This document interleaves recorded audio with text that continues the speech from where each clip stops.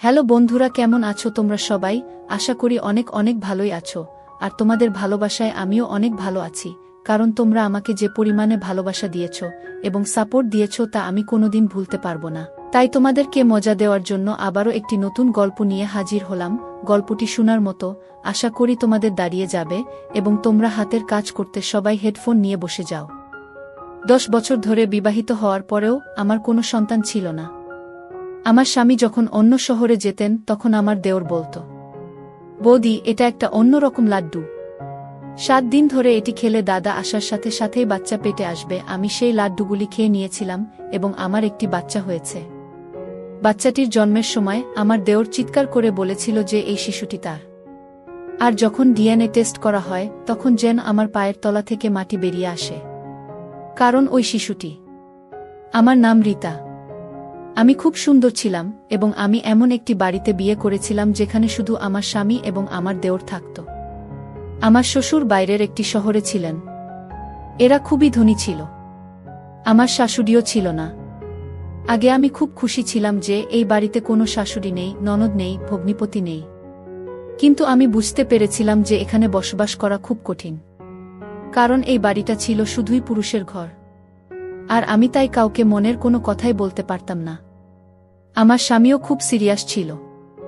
আমার বাবা মাও আমাকে বিয়ে দেওয়ার পর এই দেশ ছেড়ে চলে গেল, কারণ তারা এখানে এসেছিল শুধুমাত্র আমাকে বিয়ে দেওয়ার জন্য। আমরা আগে কাতারে থাকতাম। আমার বাবা মা চেয়েছিল আমি পাকিস্তানে থাকি, যাতে আমি এখানকার মাটির কাছাকাছি থাকতে পারি। আমি গরিব তো হয়ে গিয়েছিলাম, কিন্তু খুব চিন্তিত ছিলাম। এই সমস্যার কারণে তখনও পর্যন্ত আমার সন্তান হয়নি। ডাক্তাররা বলতো, আপনার শরীরে রক্ত কম, কারণ আপনি দুঃখী থাকেন সবসময়। আপনার পরিবেশ পরিবর্তন করুন, কোথাও থেকে ঘুরে বেরিয়ে আসুন, এমন কাজ করুন যা আপনাকে খুশি করবে। কিন্তু আমার বর এমন একটা কাজ করত যে একদিনের জন্য সে ছুটি নিতে পারত না। আর যে আমার সাথে কথা বলতো সে আর কেউ না, সে ছিল আমার দেওর। আমার বয়সী, আর সে দেখতে খুব সুন্দর ছিল। আমার স্বামীর তুলনায় সে একজন ভালো মানুষও ছিল। হাসিঠাট্টা করত, কিন্তু তার একটা নিজস্ব জগৎ ছিল, যেখানে সে আমার জন্য সময় দিতে পারত না।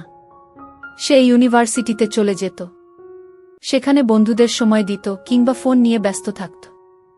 আমি ভাবতাম কখনো সে ফ্রি হয়ে এসে আমার সাথে কথা বলবে, তাহলে আমার সময় ভালোই কাটবে। খুব ভালো কথা বলতো সে। তার নাম ছিল হামাদ। মাঝে মাঝে আমরা দেওর বৌদি মিলে প্ল্যান করতাম। সে কিছু খাবার যেমন পিৎজা, বার্গার এইসব নিয়ে আসতো। তারপর আমরা একসাথে পিৎজা খেতাম, এখানের ওখানের গল্প করতাম।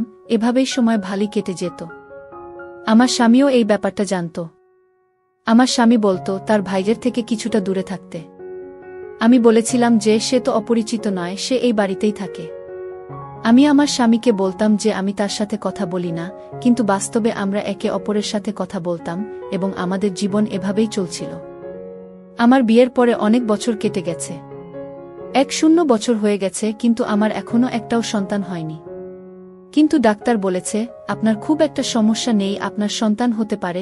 ডাক্তার আমাকে বললেন আজই আপনার স্বামীর সাথে কথা বলুন, যাতে তিনি আপনার পরিবেশ পরিবর্তন করতে পারেন, আপনাকে একটি শান্তিপূর্ণ জায়গায় নিয়ে যান। কিন্তু যখন আমি আমার স্বামীকে এই কথাটি জানালাম, আমার স্বামী আমাকে একটি নতুন খবর শোনালো। সে বলল যে আমাকে কাজের জন্য অন্য শহরে যেতে হবে এবং আমি সেখানেই থাকব, নয়বা 10 মাসের জন্য হতে পারে। সে যখন এ কথা বলল, তারপরে আমি কি বলবো, কারণ এটাই ছিল আমার স্বামীর শেষ কথা। সে একবার যা বলে তো সেটাই করত। আমি বললাম, ঠিক আছে, আমি তোমার জিনিসপত্র প্যাক করে দিচ্ছি।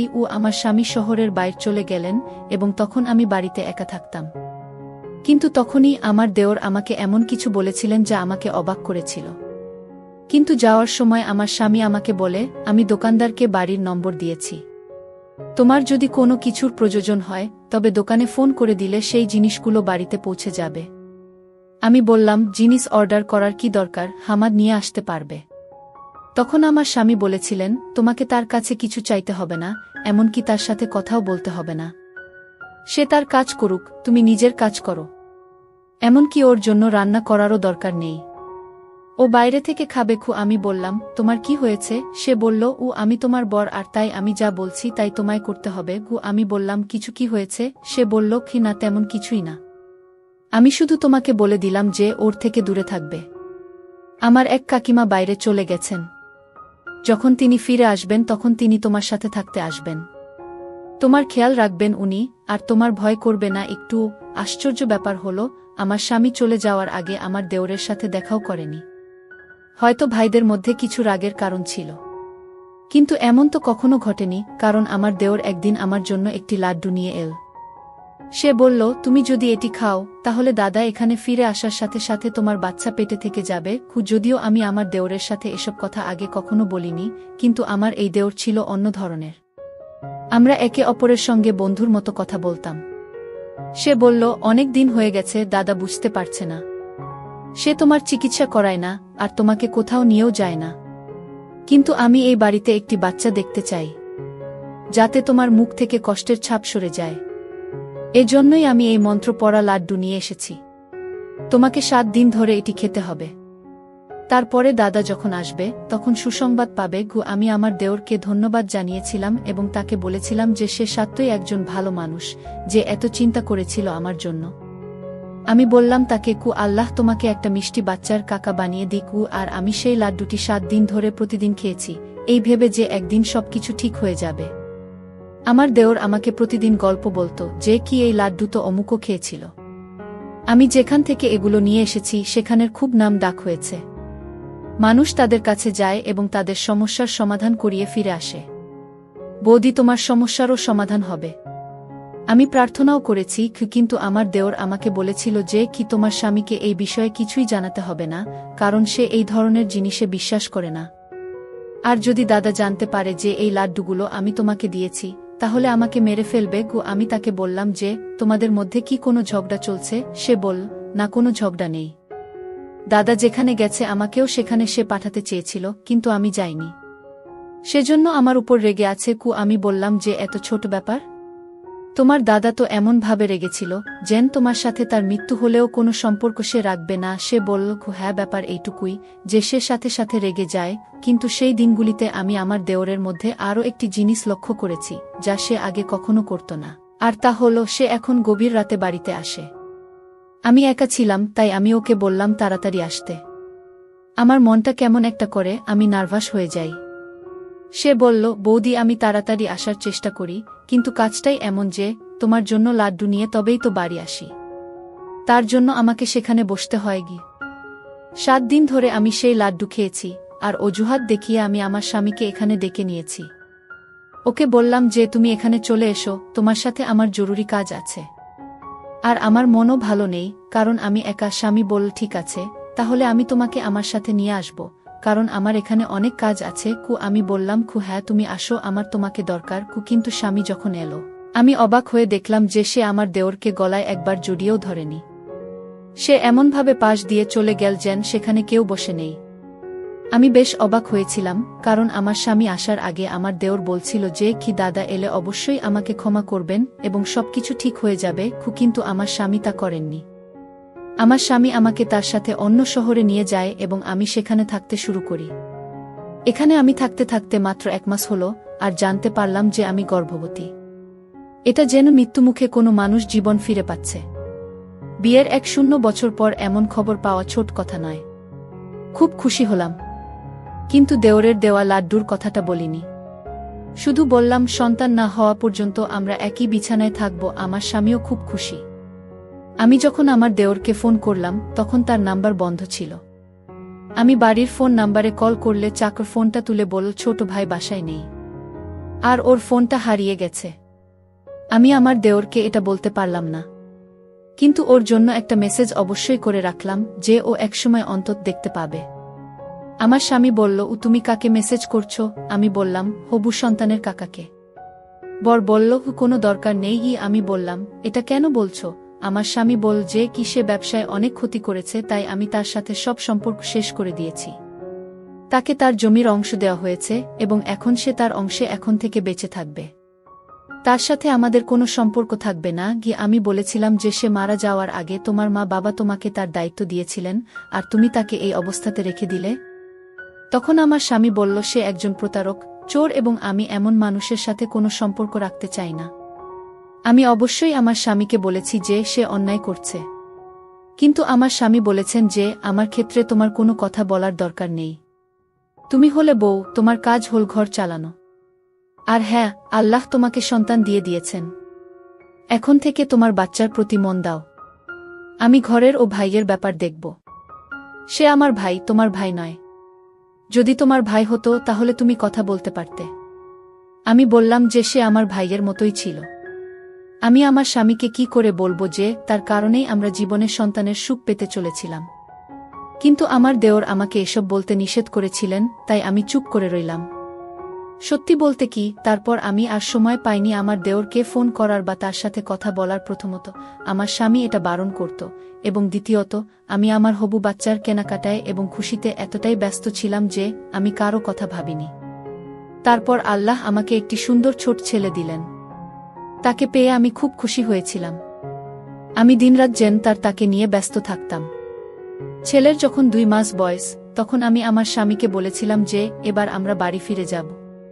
কারণ আমি এই ফ্ল্যাটে তোমাকে আর এই বাচ্চাকে নিয়ে আর থাকতে চাই না। এবার আমাদের বাড়িতে থাকব। আমার স্বামী বলল যে বাড়িটা এখনো আমার, অবশ্যই আমরা সেখানে যাব, আর আমার ভাই এলে তাকে সেই বাড়িতে তার ভাগের যত টাকা হয় তত টাকা দিয়ে দেব। আমি বললাম যা খুশি করো, কিন্তু এবার আমি ঘরে যাব। আসলে আমি আমার বাচ্চাকে তার প্রিয় কাকার সাথে দেখা করাতে চেয়েছিলাম। কিন্তু আমাদের বলা হয়েছিল যে বাড়ি বন্ধ আর আমার দেওর নেই। কিন্তু বাড়ি ঢুকে মনে হল যেন কেউ এখানে থাকছে, যেন এই বাড়িতে একজন মহিলা আছে, আর সেটা এই জন্য যে আমি জানতে পেরে গিয়েছিলাম যে বাড়ির সব কিছুই এক মহিলা ব্যবহার করত। যেন আমার সেরকমই মনে হল।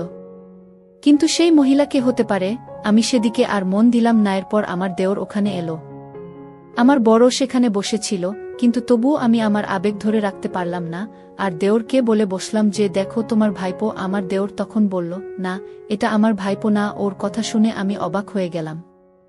আমার স্বামীও বলল, তুমি বাচ্চাকে ভালোবাসবে না? তুমি এত অহংকারী, এই বাড়ি থেকে বের হও। তখন আমার দেওর বলল, আমি বললাম এটা আমার ভাইপো নয়, কারণ সে ও আমার ছেলে। এটা শুনে আমার পায়ের নিচ থেকে মাটি সরে গেল, আর আমার স্বামীরও। সে বলল, ও কি রকম আজেবাজে কথা বলছ, কি বাজে অভিযোগ করছো? দেওর বলল, আমি কাউকে দোষারোপ করছি না, এটা আমারই ছেলে, আমি প্রমাণ করতে পারবো। একথা শুনে আমার পায়ের নিচ থেকে মাটি সরে গেল। আমি তাকে বললাম, তুমি কিসব বলছ? আমি ইশারাও করলাম যে তোমার কি হয়েছে, তুমি কি চাইছ? তোমার জন্যই তো বাচ্চাটা এই পৃথিবীতে এসেছে, আর এখন তুমি তার জীবন নিয়ে কথা বলছো। আমার স্বামী বলল, কি বলছো তুমি? কি হয়েছিল? আমি যখন এখানে ছিলাম না তখন কি হয়েছিল? আমি আমার স্বামীকে সব খুলে বলেছিলাম। এমন কিছু ঘটেনি। আমি মাত্র 7 দিন তার আনা লাড্ডু খেয়েছি।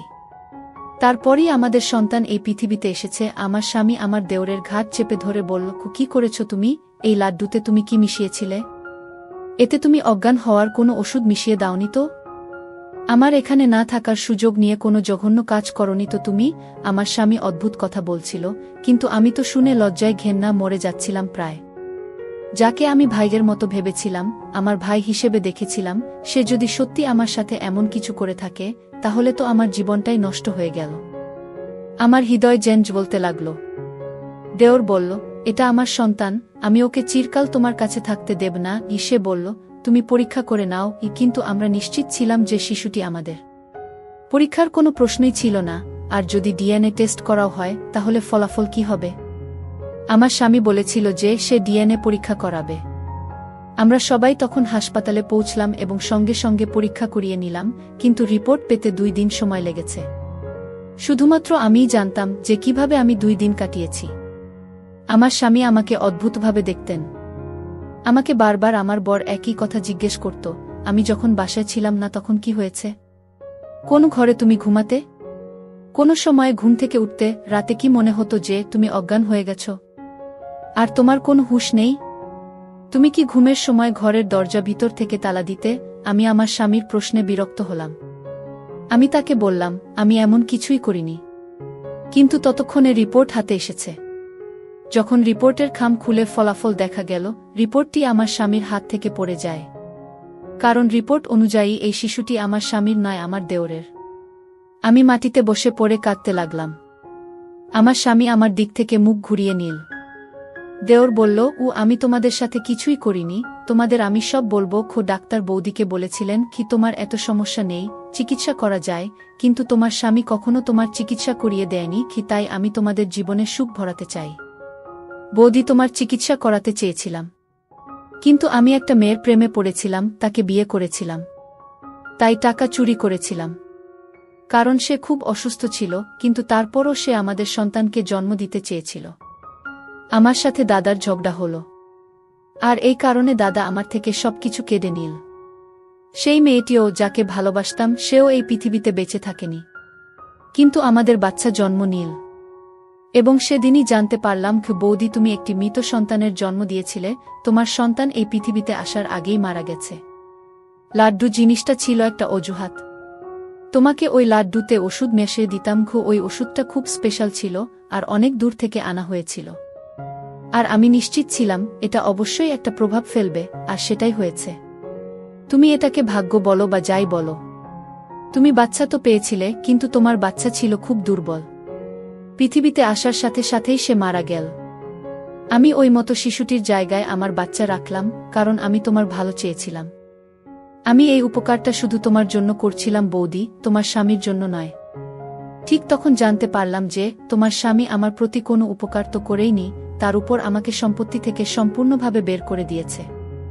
তাই প্রতিশোধের আগুনে পুড়ে আমি তোমার কাছ থেকে আমার সন্তান কেড়ে নিতে এসেছি। আমি আমার বাচ্চা ছাড়া বাঁচতে পারবো না, কারণ এখন আমার সবই আছে। তোমার স্বামী তার নিজের নামে সব নিয়ে নিয়েছে। আমার দেওরের চোখে জল ছিল, সে খুব কাঁদছিল। আমি তাকে বললাম যে আমিও একে ছাড়া বাঁচতে পারবো না। আমি আমার দেওরের পায়ের কাছে বসলাম এবং তাকে বললাম যে তুমি সবসময় আমাকে সাহায্য করেছ। এই শিশুটিকে আমায় দাও, আমি তাকে আমার সন্তান মনে করেছি, আমি তাকে 3 মাস ধরে মানুষ করছি। তুমি আমার অনেক উপকার করেছ। আমি যদি জানতে পারতাম যে আমার সন্তান পৃথিবী ছেড়ে চলে গেছে, আমার কোল খালি থাকলে আমি ঘটনাস্থলেই মারা যেতাম। তার মৃত্যুতে আজও আমি দুঃখিত, কিন্তু এই বাচ্চা আমার হাতে আছে, তাই আমি বেঁচে থাকার কথা ভাবছি। আমি আমার স্বামীকে বললাম, তুমি কেন এমন করলে? তাকে ক্ষমা করে দাও। সে যা করেছে ভালোবাসার জন্য করেছে, তুমি সব সময় তোমার কাজে ব্যস্ত ছিলে। তুমি কখনো আমার দিকে তাকাওনি, আমার চিকিৎসাও করনি। তোমার ভাই আমার সাথে সবসময় ভালোই করেছে, কিন্তু সে তো চাইলে আমার সাথে খারাপও করতে পারত। তুমি যা আশা করছিলে, কিন্তু তবুও সে আমার ইজ্জত রক্ষা করেছে। আমার জন্যই সে এসব করেছে, এমনকি আমাকে তার সন্তানও দিয়েছে। আমার বর বলেছিল, তুমি তোমার সন্তান আমাদের দিয়েছ, তাহলে আমি কেন তোমাকে অধিকার দিতে পারব না?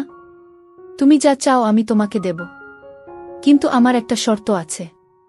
আমার এবং আমার দেওরের মুখ ফ্যাকাশে হয়ে গেল। আমার স্বামী আবার এমন কথা বলছেন? আমরা অবাক হয়ে গেলাম। তিনি বললেন, শর্ত হলো তোমাকে সারা জীবন আমাদের সাথে থাকতে হবে, যাতে তুমি তোমার বাচ্চার সাথে থাকতে পারো, আর আমি আমার ভাইয়ের সাথে। আমাদের চোখে জল এসে গেল। আমরা কাঁদতে লাগলাম। বাচ্চাটাকে আমার দেওর আমার দিকে এগিয়ে দিয়ে বলল, এখন থেকে বৌদি এই বাচ্চার মা তুমি, আর আমি তার কাকা। সে যেন কখনই না জানে যে আমি তার বাবা আর তার মা এই পৃথিবীতে নেই। আমি তাকে ধন্যবাদ জানালাম এবং সেই শিশুটিকে বুকের মধ্যে জড়িয়ে ধরলাম, যে সে আমার নিজের সন্তান। 4 বছর হয়ে গেছে। আমার ছেলে 4 বছর বয়সী, খুব খুশি। সে আমার স্বামীকে বাবা ডাকে এবং আমার দেওরকে কাকা বলে। সৃষ্টিকর্তা আমাকে আবার আশা দিয়েছেন। আমি খুব খুশি এবং আমাদের জীবনে খুব ভালো খবর এসেছে যে আমরা আজ সন্ধ্যায় আমার দেওরের জন্য মেয়ে দেখতে যাচ্ছি। সে বলেছে যে সে যে কোনো মেয়েকে বিয়ে করতে রাজি। আমি চাই সে নতুন করে তার জীবন শুরু করুক। আমরা একটি বাড়িতে থাকি এবং সম্পত্তি আমাদের সকলের। এটি ছিল আমাদের আজকের গল্প। আশা করি আজকের গল্পটি আপনাদের ভালো লেগেছে। ধন্যবাদ বন্ধুরা।